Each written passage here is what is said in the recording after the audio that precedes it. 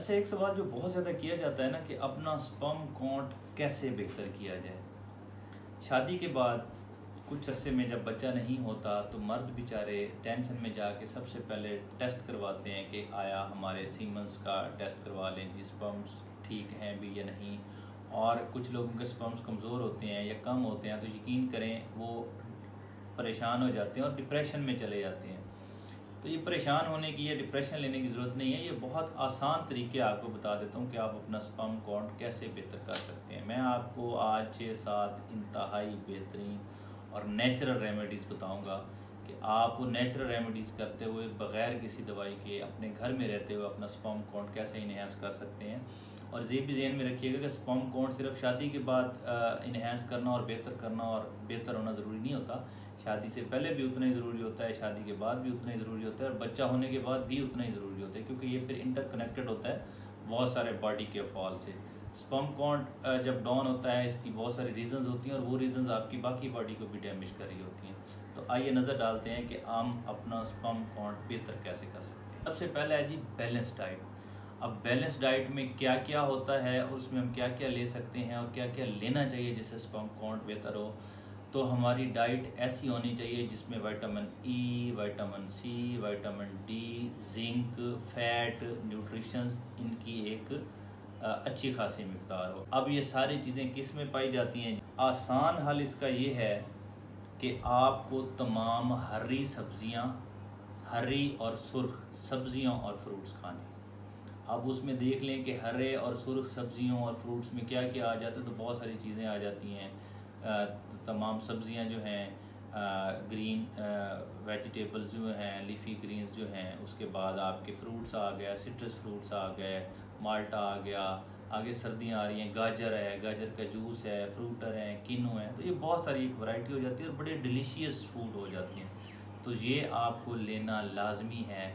और क्योंकि पहले अदवार में इस तरह होता था कि खालिस दूध होता था, खालिस अंडे होते थे, खालिस खुराक होती थी, फास्ट फूड नहीं होता था, ये जंक फूड नहीं होता था, लोगों की खुराक अच्छी होती थी तो ये मसाइल नहीं होते थे।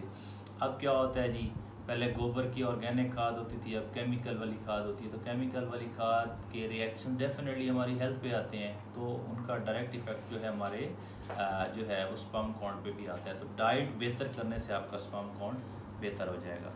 दूसरी चीज़ क्या है जी, हाइड्रेशन। आपने अपनी बॉडी को डिहाइड्रेट नहीं होने देना। आपने ज़्यादा से ज़्यादा पानी पीना है, आपने ज़्यादा से ज़्यादा जूसेस लेने हैं, फ्रेश जूसेस। डब्बे वाला मैं कभी भी रिकमेंड नहीं करता। फ्रेश जूसेस लेने हैं, फ्रूट्स लेने हैं और ऐसी चीज़ें लेनी हैं जिनमें पानी की एक अच्छी खासी मिकदार हो, क्योंकि इसके बहुत सारे फ़ायदे हैं। बॉडी में जो टॉक्सिन्स होते हैं उनको जब बॉडी हाइड्रेटेड होती है तो वो यूरिन के रास्ते निकल जाते हैं, छोटे पेशाब के रास्ते निकल जाते हैं। लेकिन अगर बॉडी ही डिहाइड्रेटेड होगी तो वो टॉक्सिन्स जो है वो नहीं निकलेंगे और जिस्म में रह के बिगाड़ और ख़राबी पैदा करना शुरू कर देंगे। और वो जो ख़राबी और बिगाड़ पैदा करेंगे तो डेफिनेटली उनका इफ़ेक्ट कहीं ना कहीं आपके स्पर्म पे भी आएगा। नींबू पानी जो है ये एक अच्छी ऑप्शन हो सकती है, क्योंकि इसमें विटामिन सी भी अच्छी खासी मिकदार में मिल जाता है और ये आपके जो है यूरिनरी ट्रैक्ट के लिए भी बेहतर है, ये आपके गुर्दों के लिए भी बेहतर है, बॉडी के लिए बेहतर है और मज़े की बात ये आपकी स्किन के लिए भी बहुत बेहतर है। तीसरी चीज़ है जी स्ट्रेस। स्ट्रेस कंट्रोल रखना बहुत लाजमी है, क्योंकि हमारे पास अस्पतालों में जब इरेक्टाइल डिसफंक्शन के या ये स्पर्म का प्रॉब्लम होता है या मर्दाना कमज़ोरी के मरीज़ आते हैं तो सबसे ज़्यादा जो 90% पेशेंट्स के बिहाइंड रीज़न होती है ना, वो स्ट्रेस होती है।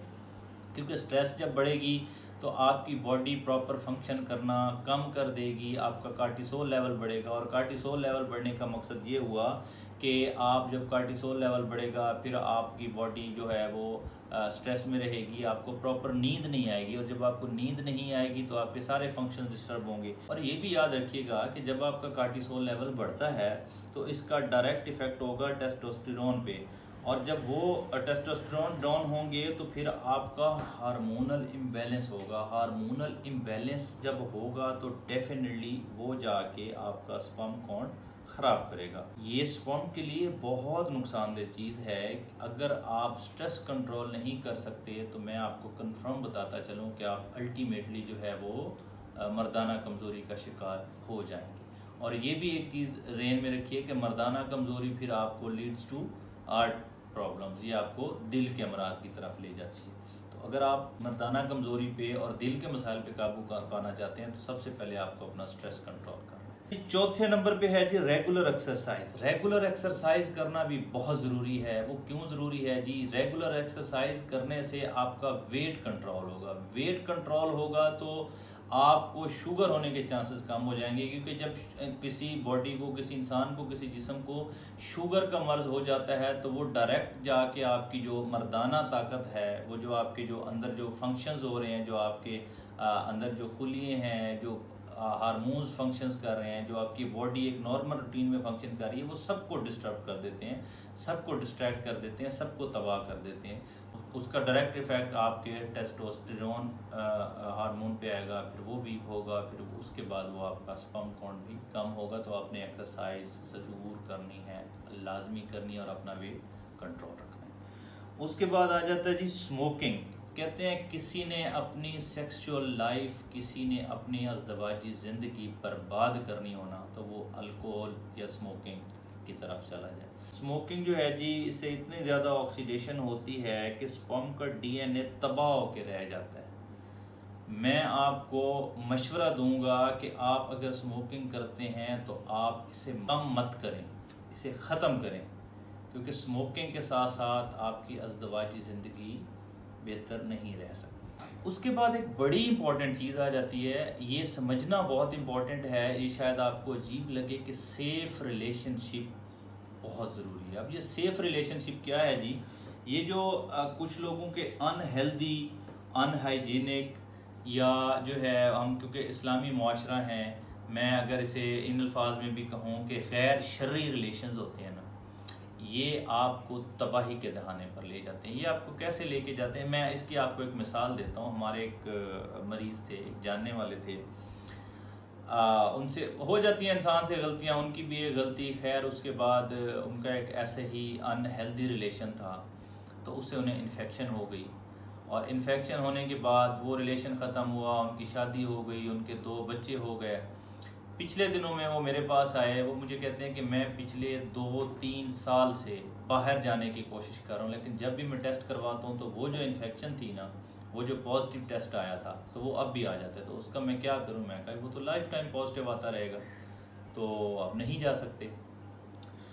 उस बंदे की आंखों से आंसू निकल है कि मैंने वक्ती लज्जत के लिए अपनी पूरी लाइफ, अपना पूरा कैरियर दांव पे लगा दिया। आज मेरे बच्चे भी हैं, वो रिलेशन कहीं भी नहीं है। देखिए, आपके रिलेशन है, उसे आप हलाल रिलेशन में लेके आएँ, आप अपने बिलोंगिंग्स के साथ जो है वो रिलेशंस आपके चलेंगे, आप अपनी लाइफ पार्टनर के साथ एंजॉय करें। लेकिन जब आप अनहाइजीनिक, अनहेल्दी रिलेशंस बनाएंगे तो उसका डेफिनेटली ना कि आपकी सेक्सुअल लाइफ, ना कि आपके स्पर्म डिस्टर्ब होंगे, आपका कैरियर भी दांव पे लग जाएगा। तो खुदा न खासा अगर वहाँ से इन्फेक्शन हो गया और वो इन्फेक्शन आपका इंटरनल तक पहुँच गया या आपके सीमन्स तक पहुँच गया, तो उसको कंट्रोल करना बहुत मुश्किल होता है। और उसके बाद अगर वो इन्फेक्शन हो जाता है तो डेफिनेटली आपका स्पर्म काउंट जो है वो डिक्रीज़ होता है। तो अपना स्पर्म काउंट बेहतर करने के लिए आपको सेफ रिलेशनशिप की तरफ जाना पड़ेगा। और 7वें नंबर पे है जी स्लीप। आपको शायद ये अजीब लगे कि स्लीप का स्पर्म काउंट से क्या ताल्लुक है। स्पर्म का स्लीप से बहुत गहरा ताल्लुक है। तो अगर आप 6 से 8 घंटे की प्रॉपर नींद नहीं ले रहे, अगर आप 6 से 8 घंटे की मुनासिब और पुरसकून नींद नहीं ले रहे, तो ये जाके आपका कार्टिसोल लेवल हाई करेगी। कार्टिसोल लेवल हाई होगा तो हार्मोनल इम्बैलेंस होगा, तो हार्मोनल इम्बैलेंस डायरेक्टली आपके स्पर्म काउंट को जाके इफ़ेक्ट करेगा। इसलिए प्रॉपर नींद लेना भी ज़रूरी है। और ये जो मैंने आपको 7 चीज़ें बताई हैं, आप इनका ध्यान रखिए, इन पे तवज्जो दीजिए। इंशाल्लाह इसके बाद आपका स्पर्म काउंट जो है वो बेहतर हो जाएगा और आपको ये वाली कंप्लेन काफ़ी हद तक हल करने में मदद मिलेगी। बहुत शुक्रिया।